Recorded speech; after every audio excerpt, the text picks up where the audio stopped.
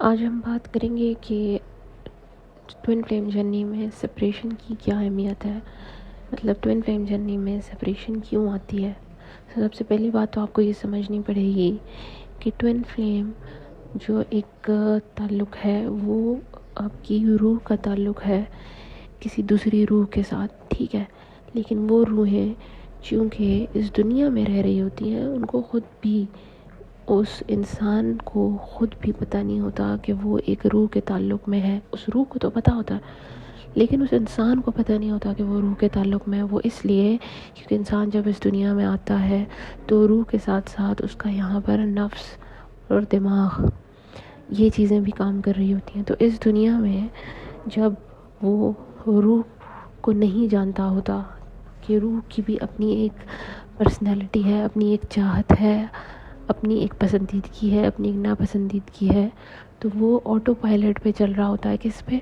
اپنے دماغ پہ، ٹھیک ہے، اپنے دماغ کے ساتھ اپنے اس دنیاوی لحاظ سے میٹرکس میں چل رہا ہوتا ہے۔ تو میٹرکس میں رہتے ہوئے ہی اس کو بتانا ہوتا ہے کہ وہ ایک روح کے تعلق میں ہے۔ تو ہوتا کیا ہے اس دنیا میں، یہ کانسیپٹ ہے کہ جب ہم مر جاتے ہیں تو ہمارے پیارے ہم سے دور ہو جاتے ہیں، ٹھیک ہے، یا اگر آپ روح کے لحاظ سے دیکھیں تو روحیں تو پہلے بھی ساتھ تھیں، ابھی بھی ساتھ ہیں، بعد میں بھی ساتھ ہی ہوں گے۔ ان کے پاس یہ کوئی قید نہیں ہے کہ وہ دور یا قریب، اس کی کوئی قید نہیں ہے ان کے پاس۔ لیکن دنیاوی لحاظ سے ہمارا قریب اور دور ہونا یہ ایک کانسیپٹ ہے، ٹھیک ہے۔ تو اسی طریقے سے ہمیں سکھایا جاتا ہے، اسی طریقے سے ہمیں بتایا جاتا ہے۔ تو ہوتا کیا ہے کہ دنیاوی لحاظ سے آپ کے قریب ایک ایسا شخص آتا ہے جس سے آپ کا پہلے سے روح کا تعلق ہوتا ہے لیکن آپ کو پتہ نہیں ہوتا۔ تو کیا ہوتا ہے کہ وہ شخص جب اس دنیا میں ملتا ہے تو اس کی روح کے اثرات دوسری روح پر پڑتے ہیں اور وہ اثرات جو ہیں وہ آپ کی دنیاوی جسم پر بھی پڑتے ہیں، ٹھیک ہو گیا۔ اب کیا ہوتا ہے کہ جب وہ دنیاوی لحاظ سے وہ بندہ آپ سے دور ہوتا ہے، تو جب وہ دنیاوی لحاظ سے وہ بندہ آپ سے دور ہوتا ہے تو جو اثرات، اچھے اثرات آپ کے جسم پہ پڑے ہوتے ہیں آپ کی روح کی وجہ سے، کیونکہ آپ کی روح جو ہے مطمئن ہوتی ہے جب وہ پاس ہوتا ہے۔ تو جب وہ دور ہوتا ہے تو آپ کی روح بے چین ہو جاتی ہے، اور جب آپ کی روح بے چین ہوتی ہے تو اس کا اثر آپ کی جسم پر پڑتا ہے، اور آپ کے جسم پہ پڑنے کا مطلب یہ ہے کہ آپ کے دماغ پہ، دل پہ، ٹھیک ہے، آپ کے نفس پہ بھی ایون پڑتا ہے۔ تو اس سے ہوتا کیا ہے، آپ کے سامنے ایک ٹیمپریریلی ایلیوژن بنایا جاتا ہے کہ وہ آپ سے سیپریٹ ہو گیا ہے، حالانکہ وہ سیپریٹ ہوا نہیں ہوتا۔ یہ صرف دنیاوی لحاظ سے ایک ایلیوژن ہے کہ وہ سیپریٹ ہو گیا ہے، ٹھیک ہو گیا۔